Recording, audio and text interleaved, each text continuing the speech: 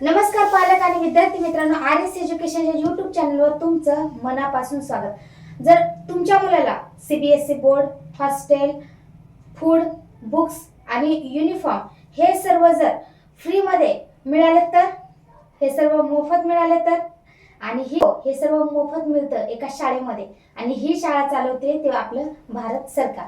हो पालक आणि विद्यार्थी मित्रांनो, आज आपण बोलणार आहोत जवाहर नवोदय विद्यालय। या व्हिडिओमध्ये आपण पाहणार आहोत नवोदय विद्यालय म्हणजे काय, नवोदयची परीक्षा काय असते, परीक्षेचा पॅटर्न कसा असतो, याबद्दलच्या काही खास टिप्स आणि ट्रिक्स आणि याची संपूर्ण माहिती। आता नवोदयमध्ये प्रवेश कसा घ्यावा, कशा पद्धतीने तिथं प्रवेश मिळतो, त्यानंतर त्याचा एक्झाम पॅटर्न कसा असतो, म्हणून हा व्हिडिओ तुम्हाला शेवटपर्यंत बघायचा आहे। याच्यामध्ये तुम्हाला A to Z माहिती मिळणार आहे। आता सगळ्यात पहिला प्रश्न तो म्हणजे नवोदय म्हणजे काय। ओके, आता नवोदय म्हणजे काय, तर जवाहर नवोदय विद्यालय म्हणजे भारत सरकारची तिथं जे रहिवासी आहे तशी शाळेची सिस्टीम आहे, ही योजना सुरू झालेली आहे।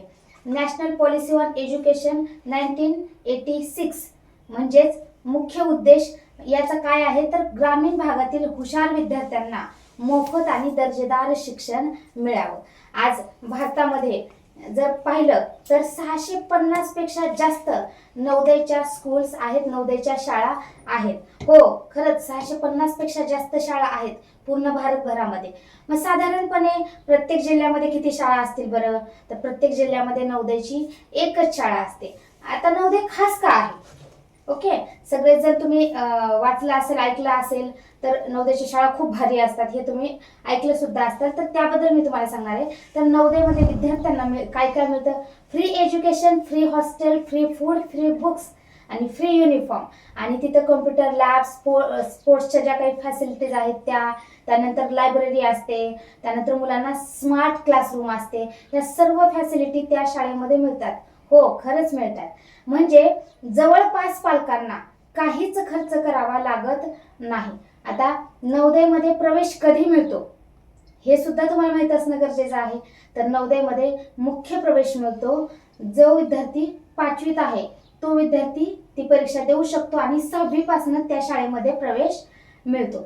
आले का लक्षात, जो विद्यार्थी 5वी मध्ये आहे तो नवोदयची परीक्षा देऊ शकतो, आणि 6वी पासून ते 12वी पर्यंतचं शिक्षण त्याला फ्री मिळतं। जवाहर नवोदय विद्यालय सिलेक्शन टेस्ट जी आहे ते विद्यार्थी 5वीतले सुद्धा देऊ शकतात, काही वेळा 9वीतले आणि 11वीतले विद्यार्थी सुद्धा ही देऊ शकतात, पण जास्त संधी ही 5वी मध्ये शिकणाऱ्या विद्यार्थ्यांनाच आहे।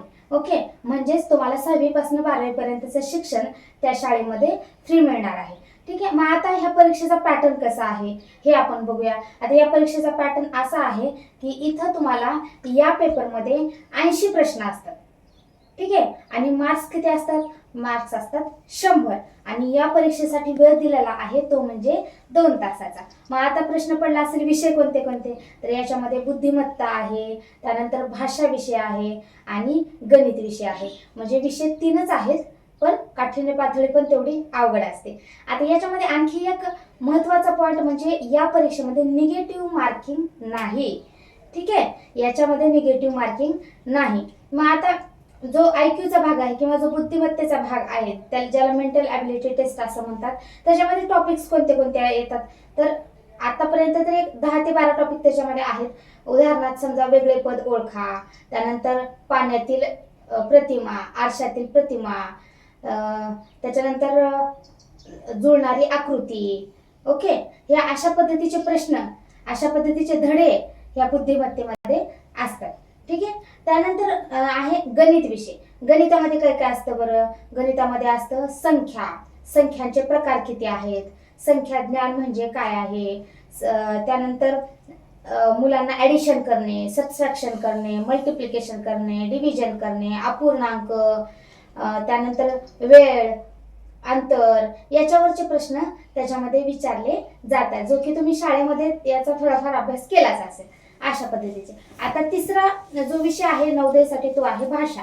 आता भाषेमध्ये काय विचारले जातं, भाषेमध्ये कशा पद्धतीचे प्रश्न असतात, तर बघा जास्तीत जास्त तिथे उतारे असतात, शब्दसंग्रह तुम्हाला माहिती असणं गरजेचं आहे, थोडासा व्याकरणाचा भाग सुद्धा विचारला जातो। हे अशा पद्धतीचा परीक्षा पॅटर्न जो आहे तो नवोदयचा आहे, ठीक आहे, 3च विषय आहेत त्याच्यामध्ये. ओके, तर हा आहे व्हिडिओचा पार्ट 1. पार्ट 2 जो आहे तो नक्की बघा. त्याच्यामध्ये अनुसूचित जाती जमातींसाठी जागा किती आहेत, ओके, आणखी डिटेलमध्ये ज्या काही गोष्टी तुम्हाला माहित नाहीत त्या सर्व क्लिअर केल्या जाणार आहेत. याच्यामध्ये आपण नवोदय खास का आहे, नवोदयच्या शाळेमध्ये काय घेतलं जातं, परीक्षा पॅटर्न कसा होता हे पाहिलं. आपण पुढच्या व्हिडिओमध्ये नवोदयमध्ये सिलेक्शन कसं होतं, कशी सिलेक्शन प्रोसेस आहे, डिस्ट्रिक्ट वाईज सिलेक्शन कसं होतं, कट ऑफ किती असतो, त्यानंतर नवोदयची जी स्कूलची लाईफ आहे, स्कूल लाईफ ती कशी आहे, हे सर्व पाहणार आहोत. त्यामुळे पार्ट 2 सुद्धा तुम्हाला नक्की बघायचा आहे. व्हिडिओ आपण इथेच थांबूया. भेटूया आपण पार्ट 2 मध्ये. धन्यवाद.